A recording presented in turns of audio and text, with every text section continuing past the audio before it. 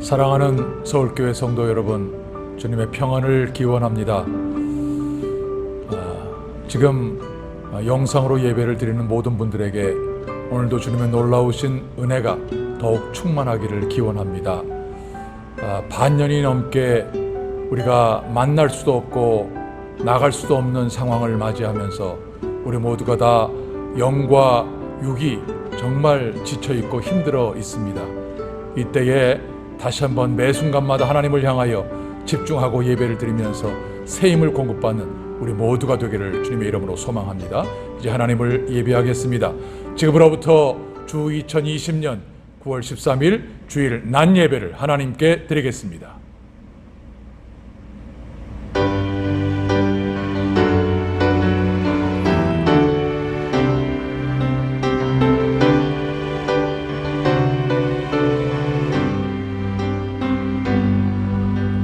지존하신 주님 이름 앞에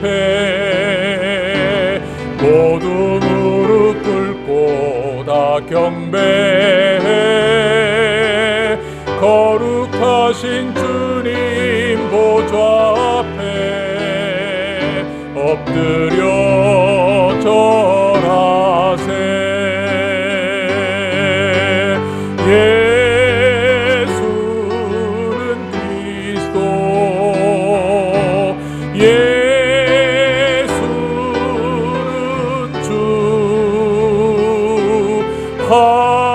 하나님의 영으로 경배 드리리.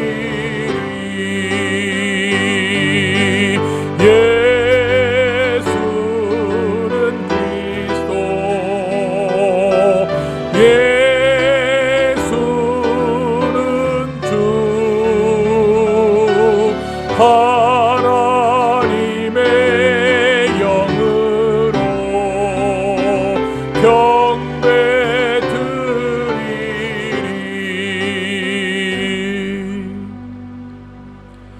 너희 모든 나라들아 여호와를 찬양하며 너의 모든 백성들아 저를 칭송할지어다. 우리에게 향하신 여호와의 인자하심이 크고 진실하심이 영원하미로다. 하나님은 영이시니 예배하는 자가 신령과 진정으로 예배할지니라. 아멘.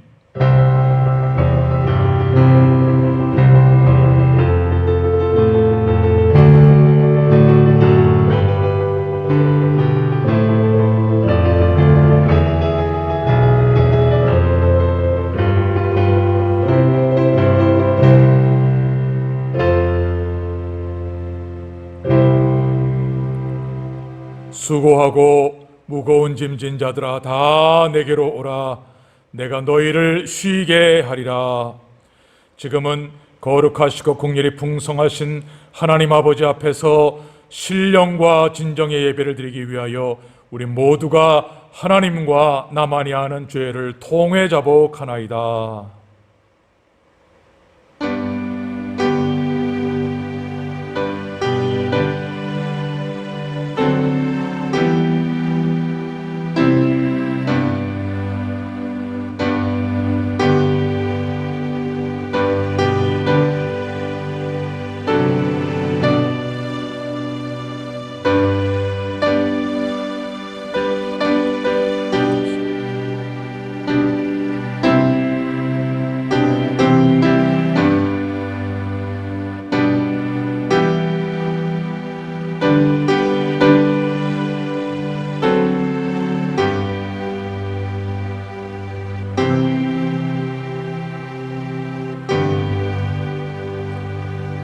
그러므로 이제 그리스도 예수 안에 있는 자에게는 결코 정죄함이 없나니 이는 그리스도 예수 안에 있는 생명의 성령의 법이 죄와 사망의 법에서 너를 해방하였음이라.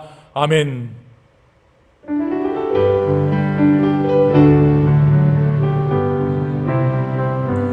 찬양하라 내 영혼아,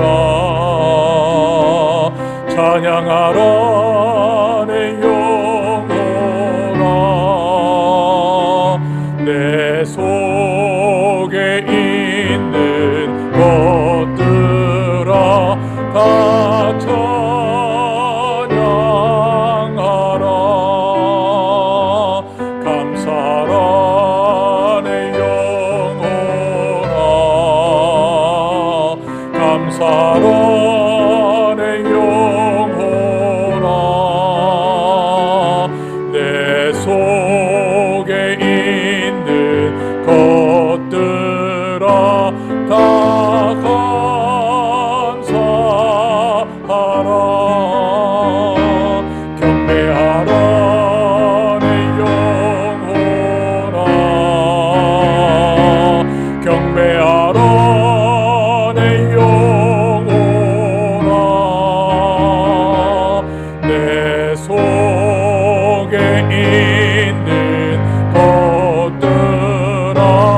다 경배하라.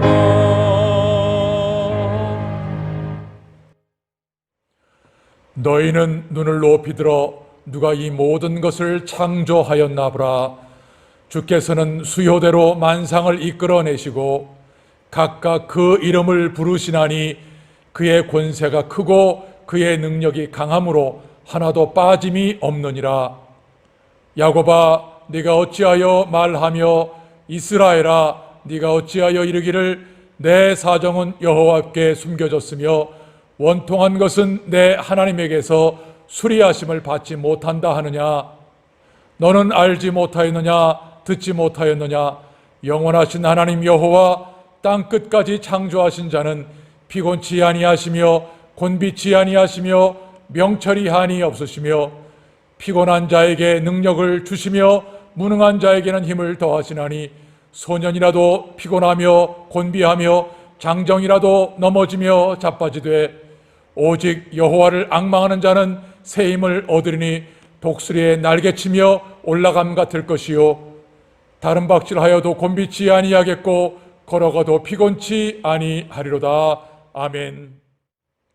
전능하사 천지를 만드신 하나님 아버지를 내가 믿사오며 그 외아들 우리 주 예수 그리스도를 믿사오니 이는 성령으로 잉태하사 동정녀 마리아에게 나시고 본디오 빌라도에게 고난을 받으사 십자가에 못 박혀 죽으시고 장사한 지 사흘 만에 죽은 자 가운데서 다시 살아나시며 하늘에 오르사 전능하신 하나님 우편에 앉아 계시다가 저리로서 산 자와 죽은 자를 심판하려 오시리라. 성령을 믿사오며 거룩한 공회와 성도가 서로 교통하는 것과 죄를 사하여 주시는 것과 몸이 다시 사는 것과 영원히 사는 것을 믿사옵나이다.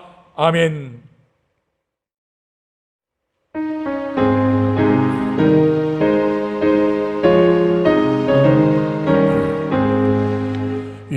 영광의 왕께 다 경배하며 그 크신 사랑 늘 찬송하라. 영원히 방패요 또 산성이신 그 영광의 주를 다 찬송하라. 능력과 은혜 다 찬송하라. 그 모순 햇빛 그 짙은 궁창 큰 우레소리로 주 노하시고 폭풍의 날개로 주 달리신다. 저 아름답고 놀라운 일이 그득한 이 땅 다 주의 조화 그 힘찬 명령에 더 잡히라니. 저 푸른 바다는 어쩌라기라.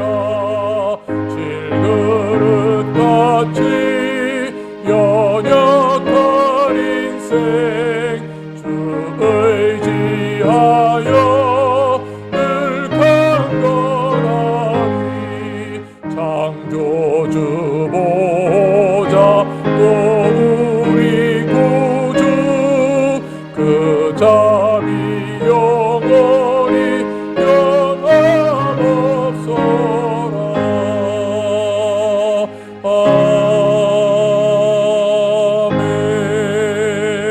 아멘.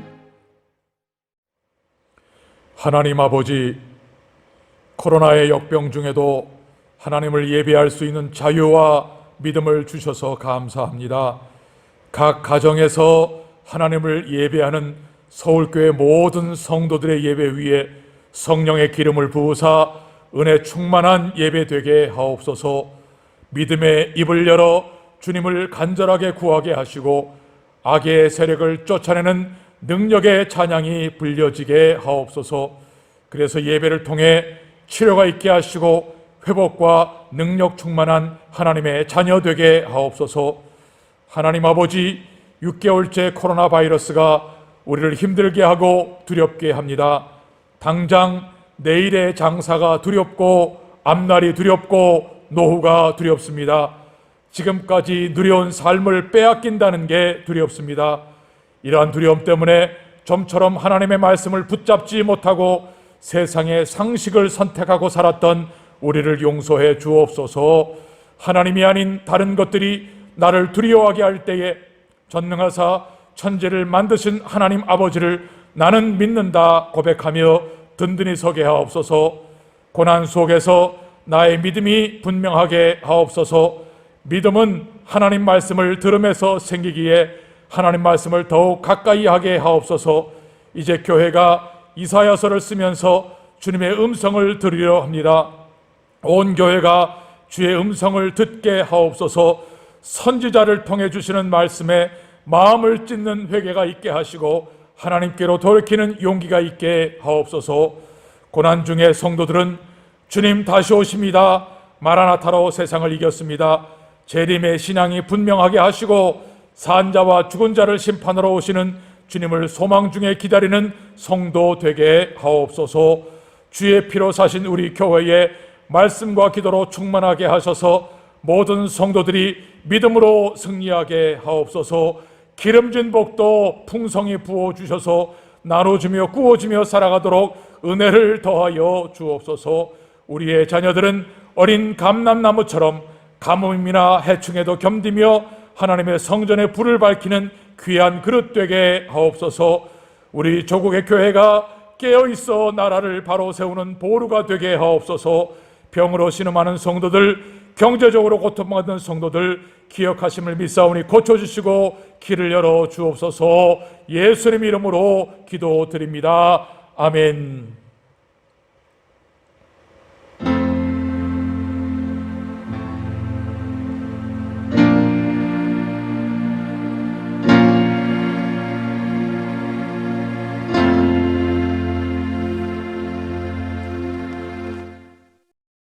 오늘 주신 하나님 말씀은 신약성경 데살로니가 후서 1장 3절부터 12절까지의 말씀을 한 절씩 활기차게 저와 나누어서 교독하겠습니다.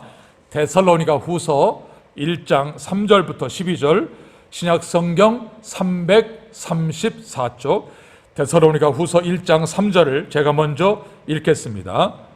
형제들아, 우리가 너희를 위하여 항상 하나님께 감사할지니 이것이 당연함은 너희 믿음이 더욱 자라고 너희는 다 각기 서로 사랑함이 풍성함이며, 그리고 너희의 참는 모든 핍박과 환난 중에서 너희 인내와 믿음을 인하여 하나님의 여러 교회에서 우리가 친히 자랑함이라. 이는 하나님의 공의로운 심판의 표요 너희로 하여금 하나님 나라에 합당한 자로 여기심을 얻게 하려 함이니 그 나라를 위하여 너희가 또한 고난을 받느니라. 너희로 환난 받게 하는 자들에게는 환난으로 갚으시고 환난 받는 너희에게는 우리와 함께 안식으로 갚으시는 것이 하나님의 공이시니, 주 예수께서 저희의 능력의 천사들과 함께 하늘로부터 불꽃 중에 나타나실 때에 하나님을 모르는 자들과 우리 주 예수의 복음을 복종치 않는 자들에게 형벌을 주시리니, 이런 자들이 주의 얼굴과 그의 힘의 영광을 떠나 영원한 멸망의 형벌을 받으리로다. 그날에 강림하사 그의 성도들에게서 영광을 얻으시고 모든 믿는 자에게서 기이 여김을 얻으시리라. 우리의 증거가 너희에게 믿어졌음이라. 이러므로 우리도 항상 너희를 위하여 기도함은 우리 하나님이 너희를 그 부르심에 합당한 자로 여기시고 모든 선을 기뻐함과 믿음의 역사를 능력으로 이루게 하시고, 우리 하나님과 주 예수 그리스도의 은혜대로 우리 주 예수의 이름이 너희 가운데서 영광을 얻으시고 너희도 그 안에서 영광을 얻게 하려 함이니라. 아멘.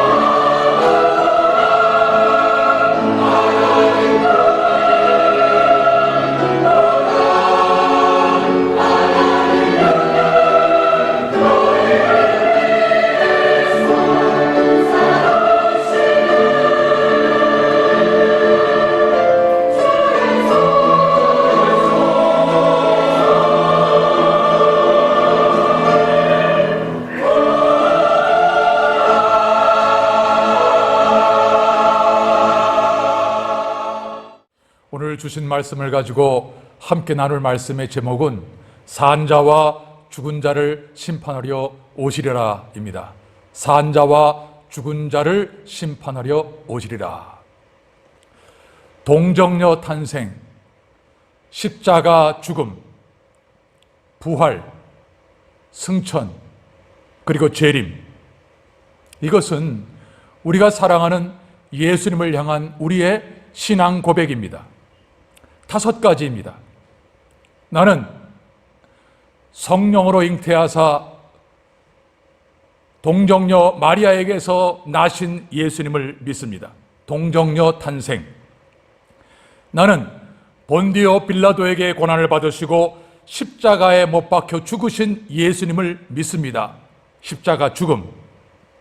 나는 장사한 지 사흘 만에 죽은 자 가운데서 다시 살아나신 예수님, 부활의 주님을 믿습니다. 나는 하늘에 오르사 전능하신 하나님 우편에 앉아 계신 승천하신 주님을 믿습니다. 나는 저리로서 산자와 죽은 자를 심판하려 오실 재림의 예수님을 믿습니다. 이 5가지가 우리가 믿는 예수님을 향한 신앙입니다. 여러분, 이 5가지 예수님을 향한 신앙이 분명하십니까? 분명해야 됩니다. 왜냐하면 나로 말미암지 않고는 아버지께로 올 자가 없다라고 말씀하실 때에 이 나라고 하시는 예수님은 이 5가지를 인정하는 사람을 주님께서 하나님께로 인도하십니다. 동정녀 탄생, 십자가의 죽음, 부활, 승천, 그리고 재림입니다. 교회가 예수님이 승천하시고 2000년 동안 지금까지 핍박을 받지 않았던 때가 한순간도 없었습니다.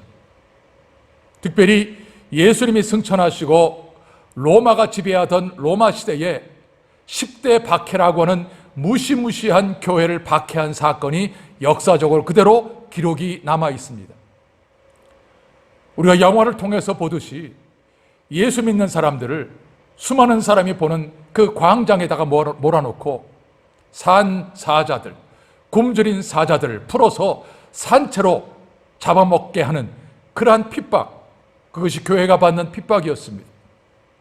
그러나 놀랍게도 교회는 핍박을 받을수록 들불처럼, 거대한 산불처럼 부흥의 불길이 타오르기 시작했고 마침내 거대한 로마가 기독교에 굴복하고 말았죠. 우리나라가 36년 동안 일본에게 압제를 당할 때에, 지난번에도 말씀을 함께 나눴습니다마는 경기도 화성의 제암리교회를 그렇게 핍박하고 사람을 죽였던 그 핍박 속에서도 교회가 살아남고 오히려 더 활활 부흥의 불이 타올랐던 이유, 붙들었던 메시지가 뭘까요? 마라나타, 주님 다시 오십니다. 산자와 죽은 자를 심판하러 주님이 다시 오십니다. 인내합시다. 주님의 재림을 붙들고 승리하고 지금까지 교회가 오게 된 것이죠. 오늘 성경의 데살로니가 교회는 마치 아이로 치면 난산으로 태어난 피투성이 아이와 같은 교회입니다. 사도 바울이 3주 동안 데살로니가에서 십자가와 부활, 예수님을 선포했는데 놀랍게도 그 말씀을 들은 많은 헬라인의 귀 부인들과 또 경건한 사람들이 예수를 믿기로 작정해서 얼마나 놀라운 부흥이 일어난지를 모릅니다. 그런데 그때의 그 모습을 시기한 유대인들이 데살로니가에 있는 사람들을 선동하기 시작합니다. 얼마나 선동하면서 핍박을 하는지 그 핍박을 견딜 수가 없습니다. 여러분, 2차 세계대전 때에 나치 수용소에서 유대인들이 발가벗긴 채로 한 부류는 가스실로, 한 부류는 생체 실험실로, 한 부류는 총살장으로 끌려가면서 그들은 시편 23편을 암송하며 끌려갔습니다. 끌려가면서 하나님, 우리들과 우리 조상들의 죄를 용서해달라고 처절하게 회개하고 애원하고 절구하면서 끌려서 죽어갔습니다.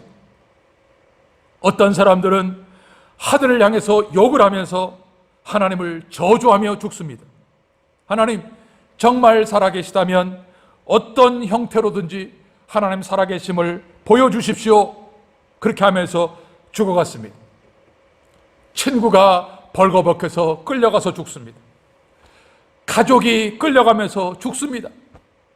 이제는 내 차례입니다. 내 차례. 여러분, 그 두려움을 어떻게 견딜 수가 있습니까?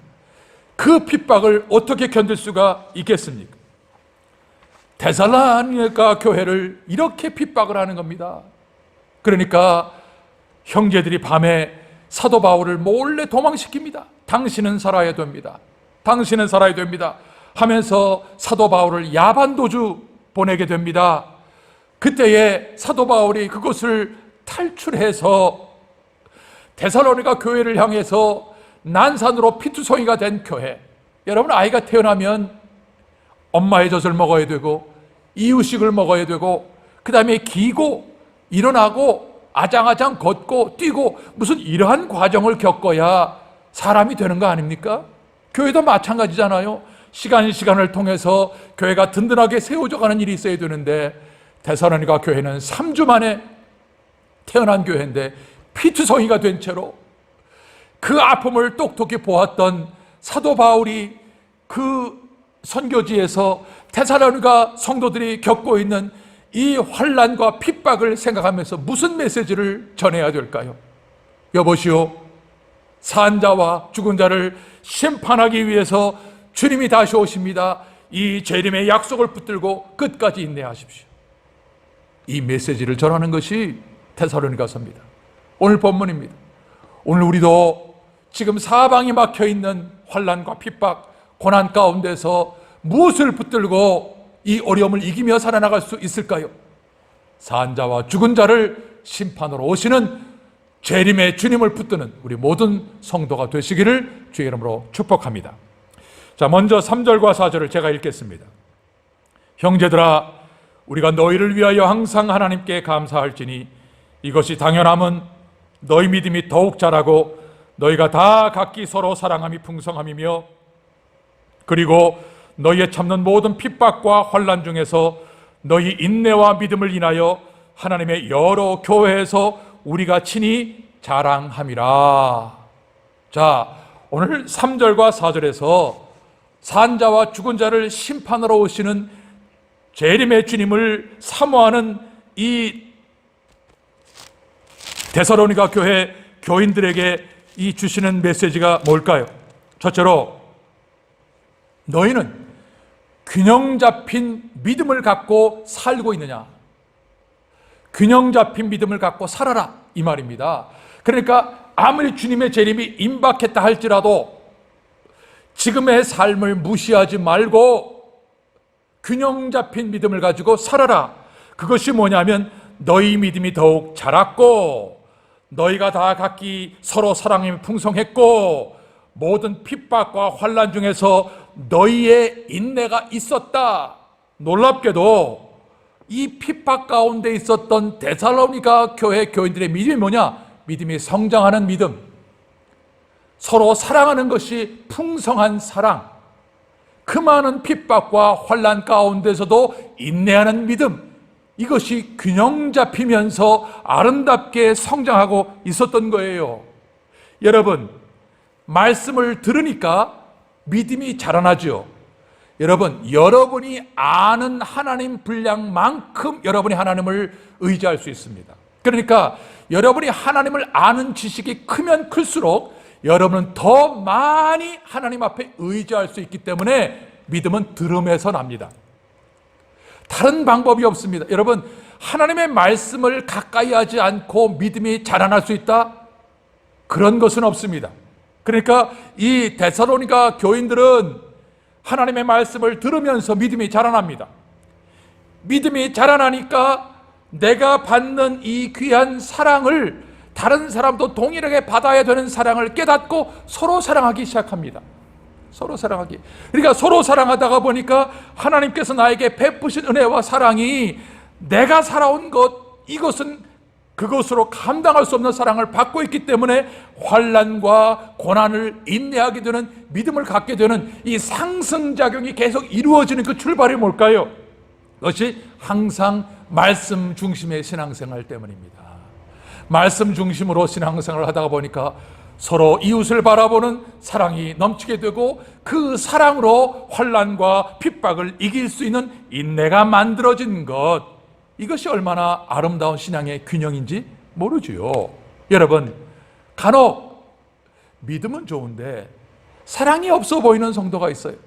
그 사람들을 볼 때는 반드시 우리가 공통적으로 느끼는 게 뭐냐면, 아, 저 사람은 사람을 판단하고 무시하는구나.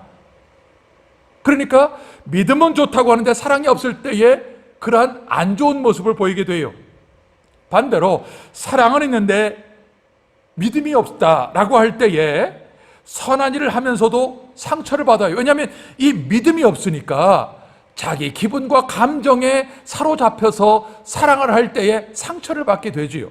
그리고 지금 내가 하는 일이 잘하는 일인지 아닌지 불안하게 돼요. 그런데 이러한 믿음과 사랑이 균형을 잡히니까 이것이 함께 걸어가게 되는 능력이 나타나는 것이지요. 여러분, 우리 교인들 중에서 어떤 사람이 믿음으로 정말 요즘 힘을 내고 있다 하는 것이 나 자신과는 별로 상관이 없는 것 같이 보여요. 그러나 여러분, 절대 그렇지 않습니다. 우리 중에 어느 한 사람이 믿음으로 은혜와 성령이 충만한 가운데에서 믿음 생활을 잘하면 우리가 영향을 받고 나도 새 힘을 받게 되는 그 은혜가 있는 거예요. 그래서 이것을 종합해서 말을 하면 우리 한 사람 한 사람의 책임이 뭐냐 하면, 나의 믿음은 나 자신을 위해서도 필요하고 우리 전체를 위해서도 필요하기 때문에 내가 항상 은혜와 성령으로 충만한 상태에 있어야 되는 거예요. 우리는 각자 혼자 이솔라도 돼서 살아갈 수 있는 사람이 아니고, 우리 중에 누군가가, 한 사람이 믿음으로 정말 정신을 바짝 차려서 정말 굳건히 서나갈 때에 나도 새 힘을 받게 돼요. 이게 어떤 관계이기 때문에 그러냐? 믿음의 형제, 믿음의 가족이기 때문에 그런 거예요. 그러니까 함께 걸어가는 것이죠. 그런데 오늘 특별히 너희의 참는 모든 핍박과 환난 중에서 너희의 인내와 믿음을 인하여, 오늘 사도 바울이 이 말을 하는 이유가 뭐냐 하면 이것 때문에 내가 이 성경을 쓰고 있다, 그 말이에요. 지금 교회가 핍박을 당하고 있어요. 엄청난 핍박을 당하고 있는데 핍박을 하는 사람들이 유대인이에요. 그 유대인들이 데살로니가 그 시다지 안에 있는 현지인들을 선동해가지고, 야, 우리에게 임금은 저 로마의 황제 시저인데 저 기독교인들이 예수가 임금이라고 하는 게 이게 말이 되느냐 하면서 선동을 하니까 온 전체가 데살로니가 교회를 핍박하는 거죠. 제가 대학을 다닐 때 총신대학교에서 기숙사에서 4명이 함께 생활을 했는데, 그 중에 이집트에서 온 자카리아라고 하는 신학생이 있었어요. 스가랴죠, 스가랴. 자카리아라고 하는 이집트에서 온 신학생이 있었습니다. 80년대예요. 여러분, 그때만 해도요, 60년대부터 그 이유가 계속될 때에 이슬람의 맏형이 누구냐? 이집트예요. 사우디아라비아가 아니었어요. 이집트가 이슬람의 맏형격으로 전 팔레스타인을, 이슬람 국가들을 이제 좌우지하는 그러한 영향력을 갖고 있는 나라였어요. 근데 그 이집트에 한국 여자 선교사님이 선교사로 가서 복음을 전할 때에 이 스가랴, 이 자카리아라고 하는 청년이 은혜를 받고 예수님을 영접하게 된 거예요. 그리고는 한국 땅에 와서 총신으로 와서 신학을 공부하는 그런 과정이 있었던 거예요. 그런데 이 자카리아 이 형제의 가정이 정치적으로 소위 빵빵한 가정이에요. 현직 국회의원이 이집트에 있는 학생이었어요. 그러니까 그 집안에서는 난리가 난 거죠. 아니, 가족의 명예, 이슬람의 그 독특한 그 배타적인 그런 그 상황 속에서, 아니, 자기의 그 한 패밀리 일원이 예수님을 믿고 그것도 한국 땅에 가서 신학을 하고 있다? 이게 발칵 뒤집힌 거예요. 그때만 해도요, 이집트 대사관이 한국에 없었습니다. 일본의 이집트 대사관이 한국까지 관할하고 있었는데요. 얼마나 힘이 막강한지 일본 주재 그 이집트 대사관의 외교 직원이 한국에 왔어요. 누구 때문에? 이 자카리아 때문에. 와가지고요, 실제적으로 무슨 위협을 가하지는 못하지만 협박하는 거예요. 너 당장 짐 싸서 이집트로 돌아가라. 돌아가지 않으면 네 여권 무효화시킨다. 이렇게 협박한 거예요. 여러분, 그 여권 무효하면 국제고화되는 거잖아요. 어디를 갈 수가 없잖아요. 이 사람은 이집트에서 은혜 받고 예수님을 영접한 결과가 뭐냐? 무국적자, 국제비하, 누구도 자기를 받아주지 않는 그러한 사람으로 처할 수밖에 없는 거예요. 여러분, 만약에 우리가 브라질에서 영주권 없이 그냥 나그네로 체류하고 있다라고 할 때에 한국에서 우리에게 한국으로 돌아가라, 예수 믿는 거 포기하고 돌아가라, 그렇지 않으면 네 여권 다 말소시키고 한국에 있는 가족들 우리가 안전 보장 못한다. 만약에 이러한 일이 우리에게 생긴다면, 만약에요, 여러분 어떻게 하시겠습니까?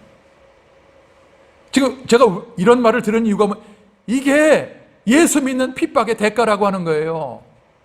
여러분, 이게 예수 믿을 때에 우리가 고난받는 고난의 모습인 거예요. 근데 여러분, 지금 우리가 염려하고 고민하고 두려워하는 그 문제가 이런 것에 비하면 얼마나 이기적이고 사치스러운 겁니까? 물론 코로나 바이러스 때문에 6개월 정도 우리가 경제적인 활동을 못하기 때문에 우리는 앞날이 두렵고, 노후가 불안하고 지금까지 누려온 삶을 빼앗긴다는 게 두려워요. 두렵습니다. 그래서 이러한 두려움들 때문에 우리가 좀처럼 하나님의 말씀을 붙잡지를 못하고 상식적으로 돌아가는 어떠한 그러한 안정된 것을 붙잡으려고 한다면 이게 성경의 신앙일까? 이 말입니다. 지금 이 데살로니가 교인들이 받고 있는 핍박, 아니 현재도 예수를 믿는다는 것 때문에 받는 핍박은 내일의 걱정, 무슨 먹고 사는 거 걱정, 이런 게 아니에요. 내 존재 자체가 사라지느냐, 존재하느냐, 정말 내 눈앞에서 그런 일들이 벌어지고 있는 이 일들입니다. 이런 것들에 휘둘리면 우리는 우리의 믿음이 바로 서지를 못하는 것이죠. 그런데 이런 것들이 나와 우리의 가정과 우리의 교회와 나의 행복을 파괴해버릴 것 같지만 천만에 그렇지 않습니다. 그런 것들을 두려워하지 마십시오. 두려워하면 내 안에 있는 경건을 잃어버리게 되고요, 내 안에 윤리도 사라지고 내 안에 정의도 사라지게 되는 겁니다. 성경은 하나님이 아닌 것들이 나를 두려워 만들 때 이렇게 말을 합니다. 마태복음 10장 28절에서 몸은 죽여도 영혼은 능히 죽이지 못하는 자들을 두려워하지 말고 오직 몸과 영혼을 지옥에 멸하시는 자를 두려워하라. 오늘 성경이 말을 하는 겁니다. 여러분, 오늘 내가 고난 속에서 내가 믿는 믿음이 분명해야 하는데 그 믿음은 한쪽으로 치우치면 안 됩니다. 야, 핍박이 있으니까 내가 살고 있는 거 다 정리하고 예수님만 믿기 위해서 산속으로 들어가느냐? 이거 잘못된 거예요. 우린 신앙의 균형을 잡아야 되는데 믿음은 들음에서 나는 거니까 나는 이때 더 하나님의 말씀을 가까이 하겠다. 말씀을 읽고 듣고 묵상하고 쓰고 그 가운데서 사랑이 넘치니까 지금 같이 두려움에 빠져 있는 사람들을 향하여 사랑으로 함께 섬기고 고난 가운데 인내의 삶을 살아가는 이 역사가 산자와 죽은 자를 심판하러 오시는 주님을 맞는 믿음의 첫 번째 자세입니다. 두 번째로 오늘 5절을 보면 이는 하나님의 공의로운 심판의 표요 너희로 하여금 하나님 나라에 합당한 자로 여기심을 얻게 하려 함이니 그 나라를 위하여 너희가 또한 고난을 받느니라. 자, 그 하나님 나라에 합당한 자로 여기심을 얻는다. 또 그 하나님의 나라를 위하여 너희가 또한 고난을 받는다.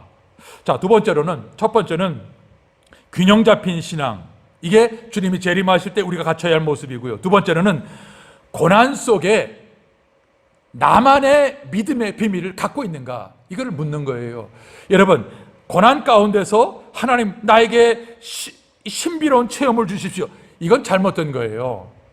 이건 잘못된 신앙입니다. 그러나 고난 가운데 하나님을 가까이 하게 되다가 보면 하나님과 내가 가까이 되면서 천국을 경험하고 우리 주님을 가까이 경험하게 되는 신비로운 체험을 하나님이 주십니다.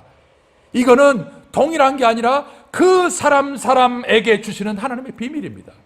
그러니까 고난 가운데서 이 영적인 비밀이 많아요. 많습니다. 이것은 공식화된 것은 아니지만, 그러나 이 고난 가운데에서 하나님께서 그 나라에 들어갈 합당한 사람의 표정이 나에게 있게 하셔요. 그래서 주님이 재림하실 때에 나에게 고난 중에 믿음의 비밀이 나에게 있느냐 돌아보십시오.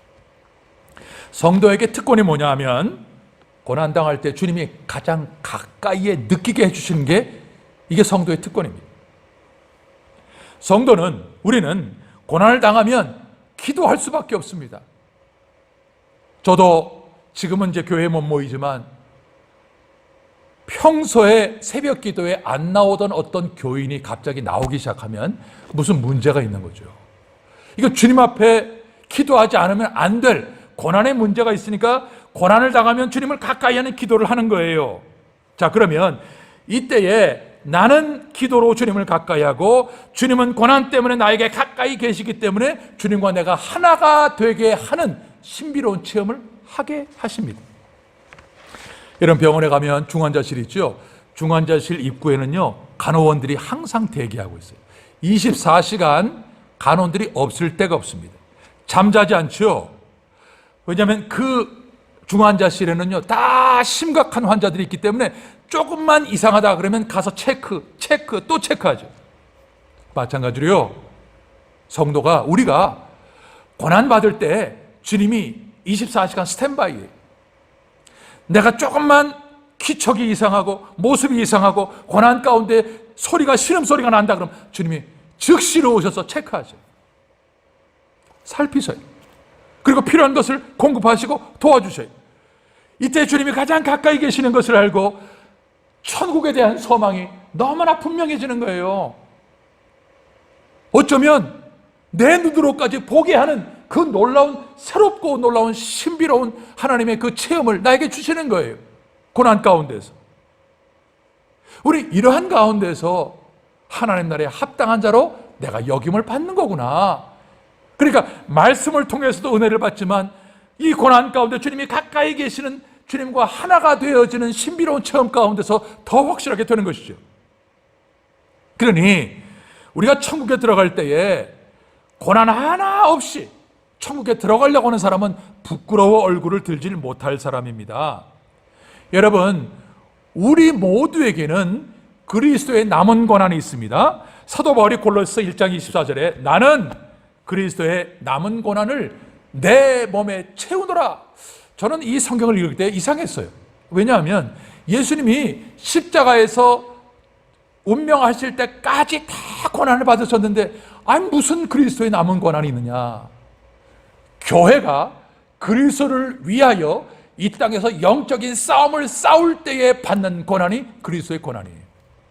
왜냐하면 교회는 그리스도의 주님의 몸이 교회잖아요. 그러니까 교회가 주의 복음을 위하여 받는 고난이 누구의 고난이냐? 예수님이 받는 고난이에요. 그러니까 사도 바울은 나는 이 주님이 오실 때까지 교회가 받는 고난, 이게 그리스도의 남은 고난인데 나는 그 고난에 동참하노라.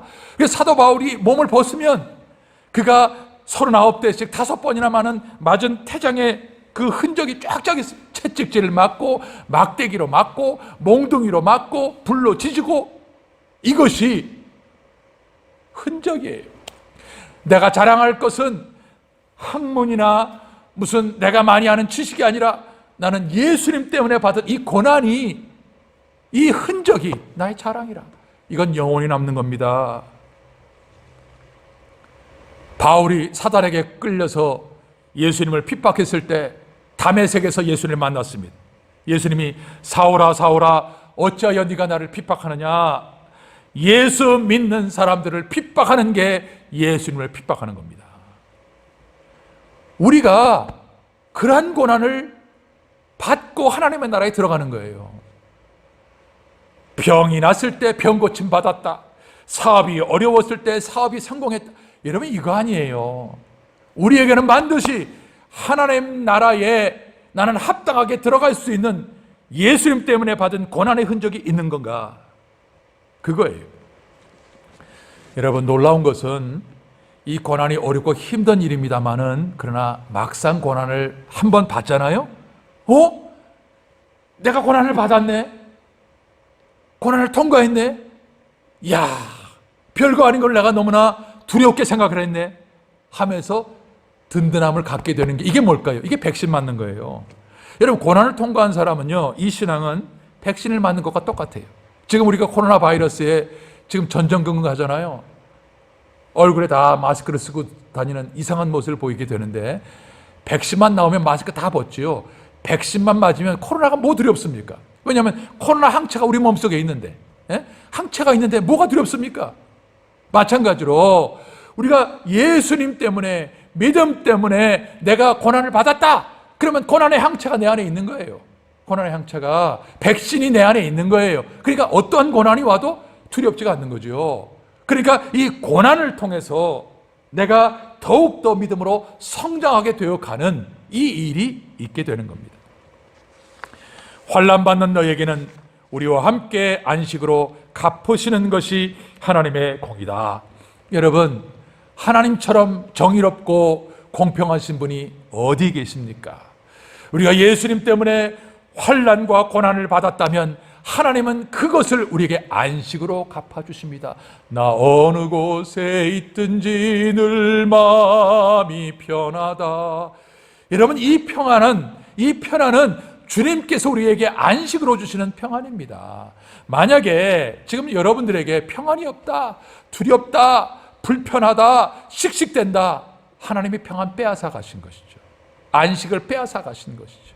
오늘 하나님께서 우리에게 주시는 아무리 심각하고 어려운 고난 가운데서도 그 고난 가운데 주님이 나와 늘 가까이 계시기 때문에 주님과 함께 하나 되는 신비로운 체험, 천국이 나에게 가장 가까이 있는 생생한 체험. 야, 하나님께서 이 고난 가운데 이것을 나에게 보너스 선물로 주시는구나. 이게 나의 비밀이다. 고난 가운데 받는 이 비밀이 너무나 많이 넘쳐나기를 주의 이름으로 축복합니다. 자, 7절, 8절, 10절을 제가 읽겠습니다. 주 예수께서 저의 능력의 천사들과 함께 하늘로부터 불꽃 중에 나타나실 때에 하나님을 모르는 자들과 우리 주 예수의 복음을 복종치 않는 자들에게 형벌을 주시리니 그날에 강림하사 그의 성도들에게서 영광을 얻으시고 모든 믿는 자에게서 기이 여김을 얻으시리라. 아멘.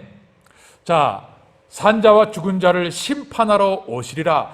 재림 신앙을 사모하는 성도가 가져야 할 신앙의 자세는 균형 잡힌 신앙입니다. 두 번째는 고난 중에 하나님이 주시는 믿음의 비밀을 간직하는 신앙입니다.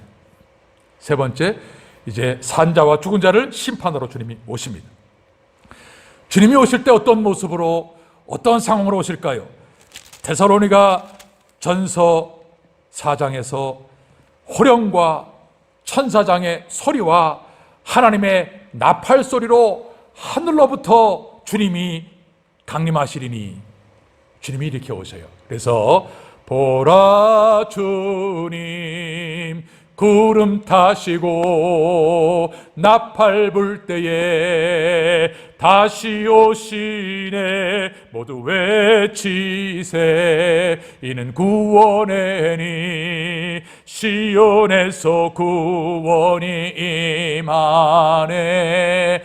호령이 터지고 천사장의 소리가 외쳐지고 하나님의 나팔 소리가 터질 때 천사장이 뭐라고 외치겠습니까? 모두 나와 어린 양의 심판을 받으라, 이 말합니다. 산자와 죽은 자를 심판하러 공중에 재림하시는 그 주님에 앞서서 천사장이 모두 나와 어린 양의 심판을 받으라. 이 말을 외칩니다. 이때에 우리들은, 예수님을 영접한 사람들은 새로운 육체를 입게 됩니다. 이때 새로운 육체를 입게 돼서 병들지 않고 죽지 않고 영광스러운 몸으로 변화되어 주님을 만나게 됩니다. 공중으로 올라가게 됩니다. 여러분, 왜 우리가 매 순간 주님과 동행하는 게 중요할까요? 매 순간 주님과 동행해야 영원히 주님과 동행하기 때문에 그렇습니다. 매 순간 주님과 동행해야 주님이 공중에 재림하실 때 그때도 주님과 동행할 수 있기 때문입니다. 어떤 사람들은 이때 올라가지 못하면 7년 대환란을 겪은 후에 그때 순교한 자들 따로 모아가지고 2차로 휴거한다. 아닙니다, 여러분. 2차 휴거 없고 주님이 두 번 재림하지 않습니다. 한 번으로 끝납니다. 여러분, 마음대로 살지 못해서 안타깝습니까? 잘하고 있는 겁니다. 자기가 하고 싶은 대로 다 하는 사람이 부럽습니까? 큰일 납니다. 큰일 납니다. 주님과 동행해야 주님과 영원히 사는 겁니다. 지금 내 멋대로, 지금 엉망으로 주님 손 뿌리치며 살면서 마지막 날에 주님과 함께 동행하겠다고요? 그런 동행 있지 않습니다. 주님이 어떤 분인데 속이려고 하십니까? 우리는 모두 나와 어린 양의 심판을 받으라. 이 메시지가 생생하게 들린 것 같습니다. 주님의 재림이 교회가 2000년 동안 이 메시지를 붙들고 복음을 전하면서 모든 민족에게 복음을 전하면서 전쟁과 지진과 기근과 온역 모든 것들이 지금 다 주님이 오실 때를 향하여 지금 한 점을 향하여 나아가고 있는 모습을 우리가 보고 있지 않습니까? 이렇게 우리가 주님에 대한 바른 믿음을 갖고 있을 때 미신, 먹고 사는 문제, 그리고 사랑하는 가족들의 죽음, 이러한 모든 것들에 대해서 절망하지 않고 오히려 소망 가운데 붙들 줄로 믿습니다. 저는요, 어제 오늘 사이에 제가 정말 사랑하는 그 목사님과 장로님이 돌아가셨다는 소식을 받았어요. 이희돈 장로님이라고 61세 되는 분인데요. 이분이 누구냐 하면 1998년도에, 그러니까 지금으로서 22년 전 61세니까 38살 때 세계무역센터의 부이사장, 30대 최연소예요. 그래서 세계무역센터의 이사장까지, 월트레이드 센터, 그 무너진 거 있잖아요. 2001년도에 무너졌던 거기에 근무하던 아주 탁월했던 우리 한국 그 장로님이에요.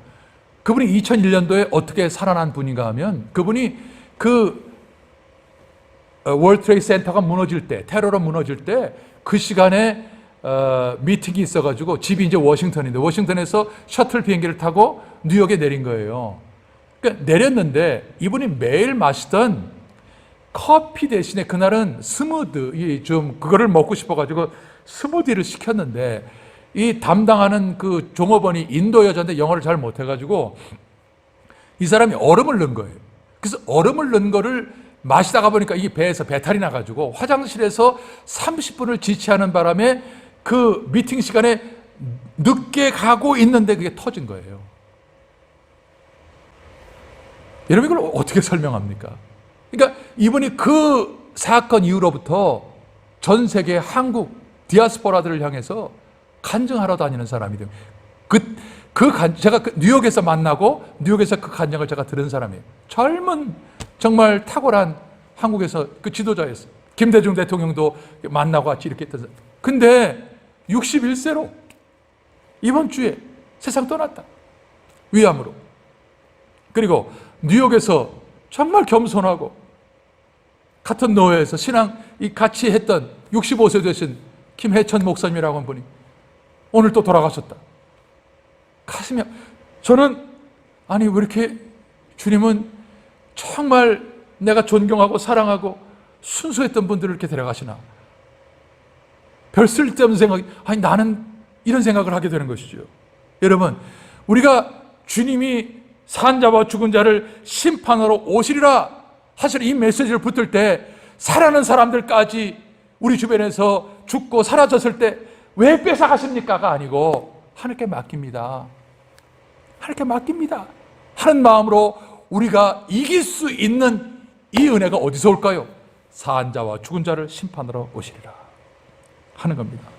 이때에 믿는 자들이 기이 여긴다 그랬어요. 왜요? 그리도 사모하던 주님을 보니까 신기한 거예요. 너무나.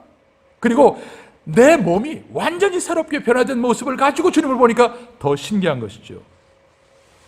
그러나 이때 믿지 않고 복종치 않는 자들에게는 어떻게 대하십니까? 9절에 8절에 하나님을 모르는 자들과 우리 주 예수의 복음을 복종치 않는 자들에게 형벌을 주시리니 이런 자들이 주의 얼굴과 그의 힘의 영광을 떠나 영원한 멸망의 형벌을 받으리로다. 사나 가리오라, 사나 가리오라, 바위와 가리오라. 주님을 믿지 않는 자들이 그 빛나신 예수님 앞에 서니까 다 더러운 게 드러나는 거예요. 여러분, 우리도 별거 없어요. 다 더러운데 예수님이 가려주시고 씻겨주시니까 우리가 천국에 가는 것이지만 이 사람들은 예수를 믿지 않았기 때문에 더러운 것들이 예수님의 광채 앞에 다 드러내니까 자기가 부끄러워가지고 자기 스스로를 한탄하면서 지옥으로 가는 거죠. 지옥으로 가는 겁니다. 말씀을 정리하겠습니다. 성도 여러분, 깨어 있어야 됩니다. 신앙의 균형을 잡으십시오. 그때에 두 사람이 밭에 있음에 하나는 데려감을 당하고 하나는 버려부tum을 당할 것이요, 두 여자가 매를 갈고 있음에 하나는 데려감을 당하고 하나는 버려둠을 당할 것이니라. 두 사람이 밭에서 밭을 갈아요. 두 남자가, 두 여자가 맷돌을 갈아요. 잠깐 순간에 운명이 갈려져요. 이게 무슨 말이에요? 평시와 다름이 없어요. 평상시와 똑같이 어떤 사람은 주님과 동행하고 어떤 사람은 제 멋대로 살다가 평상시대로 주님을 만나고 주님께로 가는 거예요. 그러니까 평상시에 균형 잡힌 믿음 갖추십시오. 그리고 지금 심각한 고난 가운데 있을 때 주님이 가장 가까이 계신 것을 깨닫고 주님과 하나 되어지는 신비한 체험, 하나님의 나라가 생생하게 경험되어지는 신비한 체험, 여러분에게만 주시는 비밀을 간직하십시오. 그리고 호령과 천사장의 나팔 소리, 하나님의 나팔 소리와 천사장의 그 호령으로 주님이 다시 오실 때에 우리 모두 다 공중에서 주님을 만나보게 될 겁니다. 아멘. 하나님 아버지, 감사합니다. 저희들 산자와 죽은 자를 심판하러 오실 주님을 기대하고 소망하면서 오늘 주신 말씀이 우리의 신앙, 우리의 영혼, 우리의 깊은 곳에 잘 박히게 하셔서 이 어려운 때를 승리하며 살아가는 성도들 되게 하여 주옵소서. 예수님 이름으로 기도합니다. 아멘. 찬송하시면서 헌금하겠습니다.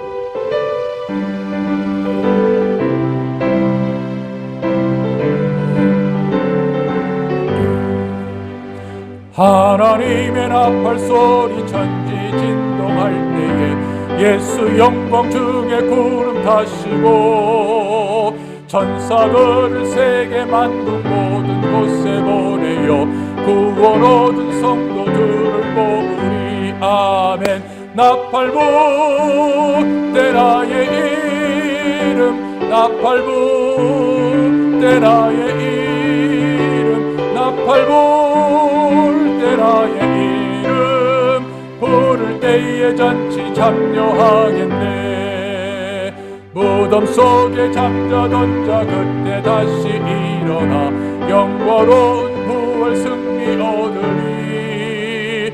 주의 택한 모든 성도 구름 타고 올라가 공중에서 주의 얼굴 배우리. 아멘. 나팔부 때 나의 이름, 나팔부 때 나의 이름, 나팔부 때 나의 이름 때에 잔치 참여하겠네. 주님 다시 오실 날을 우리 알 수 없으니 항상 기도하고 깨어 있어서 기쁨으로 보좌 앞에 우리 나가서도록 그때까지 참고 기다리겠네. 나팔부 때 나의 이름, 나팔부 때 나의 이름, 나팔부 때 나의 이름 부를 때에 잔치 참여하겠네. 만복의 근원이신 우리 하나님 아버지, 지난 한 주간도 주님의 크고 놀라우신 사랑과 은혜 가운데 우리의 생업을 축복하여 주심으로 선선의 귀한 물질을 구별하여 드릴 수 있도록 은혜 백성 삼아주셔서 진심으로 감사합니다. 선선의 10의 1조를 구별하였습니다. 감사의 예물과 선교의 예물을 구별하였습니다. 주님 받으시고 이 물질이 축복의 씨앗이 되게 하셔서 30배, 60배, 100배의 결실로 이 땅에서도 기름진 복으로 나눠주며 구워지며 앞서가며 살아갈 수 있는 우리 모든 성도 되게 하여 주옵소서. 바치게 하심을 감사하고 예수님 이름으로 축복하고 봉헌하옵나이다. 아멘. 아멘. 할렐루야. 우리 옆에 있는 가족들과 함께 인사하십시다. 주님 다시 오십니다. 주님 산자와 죽은 자를 심판하려 오십니다. 우리 인사하십시다. 그리고 격려하십시다. 우리 9월의 둘째 주일 섬김의 달인데 어떻게 섬길까? 나의 믿음의 은혜와 성령으로 충만한 것이 나의 가족에게 놀라운 은혜를 끼치는 것 기억하면서 섬김으로 아름답게 살기를 바랍니다. 믿음을 무너뜨리려고 하는 악한 세력이 도처에 있습니다. 정신을 차리고 깨어 근신하여 있기를 바라고요. 우리 지난주부터 이사야서 성경을 쓰기 시작했습니다.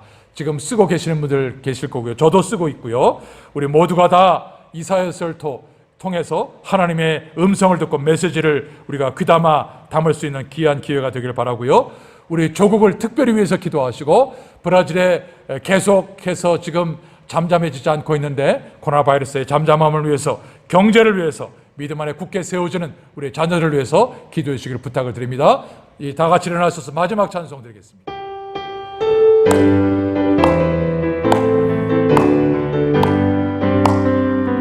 주 하나님 독생자 예수 날 위하여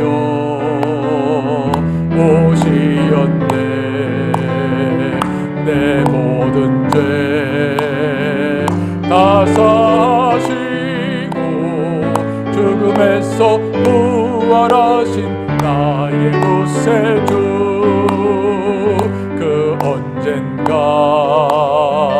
주 뵐 때까지 주를 위해 싸우리라. 승리의 길 멀고 해도 주님께서 나의 앞길 지키시니. 살아계신 주 나의 참된 소망 걱정 근심 전혀 없네. 사랑의 주 내 갈 길 인도하니 내 모든 삶의 기쁨 늘 충만하네. 살아계신 주 나의 참된 소망 걱정 근심 전혀 없네. 사랑의 주의 갈 길 인도하니 내 모든 삶의 기쁨 늘 충만하네. 몸이 아프신 분들은 믿음으로 환초에 손을 얹고, 기도의 제목이 있으신 분들은 가슴에 손을 얹고 기도합니다. 하나님 아버지, 오늘도 주님의 능력의 손을 의지하여 기도합니다. 오늘 주님께서 믿음으로 환초에 손을 얹은 우리 사랑하는 성도님들의 손을 피 묻은 손으로 만져주시고 함께 얹어 주시옵소서.